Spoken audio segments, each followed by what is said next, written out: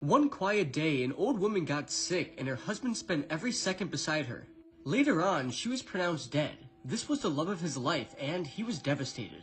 She was then buried the next day and the husband was so sad and desperate that he tried to jump on the casket as it was being lowered into the ground. The man returned back to his house and as the days passed, he grew more and more miserable and sad. One night, a strange scratching sound woke him up. It was getting louder and louder, but he had no idea where it was coming from. He then turned over in his bed and locked eyes on something truly terrifying. He saw a figure of a woman standing outside his window and then realized it was his wife.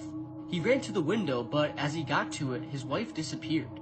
He then called the doctor and begged for his wife's grave to be dug up.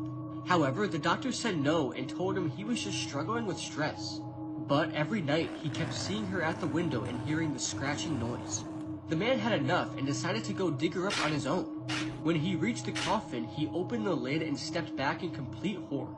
His wife had a frozen scream on her face, the coffin was filled with scratches, and her fingers had been worn down to the bone.